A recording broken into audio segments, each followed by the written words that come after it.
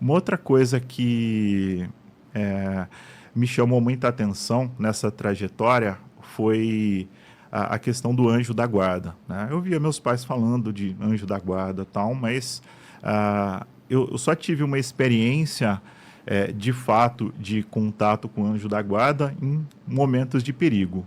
Por dois momentos na minha vida eu estava caminhando, né? Eu morava no sítio, andava com meus irmãos para todo lado de chinelo de dedo, Já tal. era em Indaiatuba. Não, não era em Indaiatuba ainda, É. era em Tietê. Tietê, tá. Porque Que é meus interior de São pais Paulo, é então. interior de São Paulo.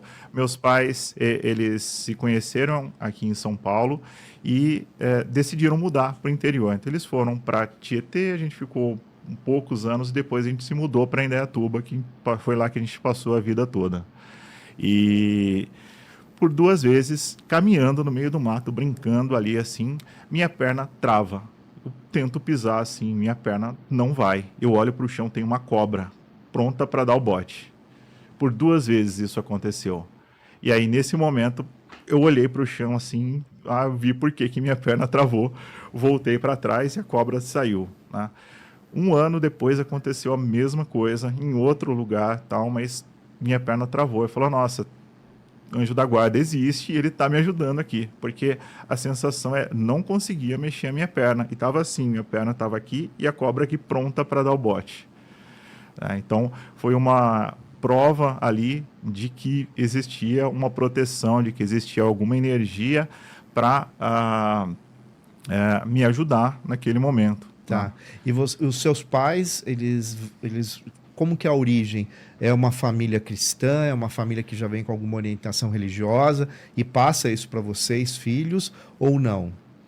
Sim, meus pais são de origem cristã, católicos, foram a vida toda, né? Num determinado momento, minha mãe começou a estudar espiritismo também. Aí eu gostava de dar uma olhada nos livros, acompanhei, fui tomar alguns passes ali.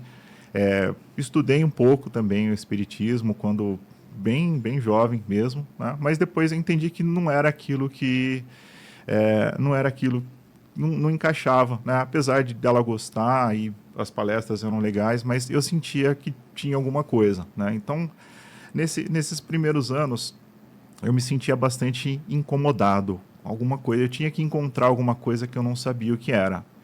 E aí, quando eu já estava ali com 13, 13 para 14 anos, alguma coisa assim, estava no colégio e eu era o doido, né, de falar dessas coisas malucas ali, né? E o pessoal sentava e ficava falando de meditação, dessas coisas que ninguém falava, né? Esoterismo, É, misticismo. porque o assunto eram outras coisas, era futebol, era É. videogame, era qualquer outra coisa, né? E eu falava e às vezes as pessoas se interessavam, ficavam ali ouvindo. Aí, nesses papos, uma moça que estudava comigo, ela falou, olha, minha mãe, ela lê uns livros dessas coisas que você fala. Ela nem sabia o que era, É. né? Vou trazer para você, né? Eu fiquei todo envergonhado assim, né? Vez ela trouxe o livro e eu peguei o livro na mão assim, eu senti uma coisa, eu senti alguma coisa diferente ali. Eu falei, não, tá bom, eu vou ler, né? E fiquei envergonhado, vou levar, vou dar uma olhada, amanhã eu devolvo, né? Eu fiquei uns 6 meses com o livro e não queria devolver mais. Era o livro A Gruta do Sol, da Marisa Varela. E esse livro é um romance da Fraternidade Branca que conta a história de um menino, né, e a trajetória dele até o contato com os mestres ascensionados, explicando o que era a Fraternidade Branca. E foi uma coisa que me marcou muito, porque a hora que eu li, eu estava passando por aquelas páginas, eu senti aquilo como uma realidade para mim. Falou, não, isso é muito verdade, era isso que eu estava procurando. Já lá com 13 anos, né? Identificação total. Identificação total.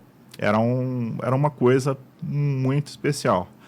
Aí, os anos se passaram. Né? Eu, com aquele livro, né, na época, eu devolvi o livro, depois eu consegui comprar o livro e ficava com aquele livro para todo lado, né? Porque era a única referência que existia na época que eu tinha desses mestres. Né? E tinha, eu lembro muito bem que tinha uma parte que dizia: os mestres são reais, os mestres são tão tangíveis quanto o seu nariz.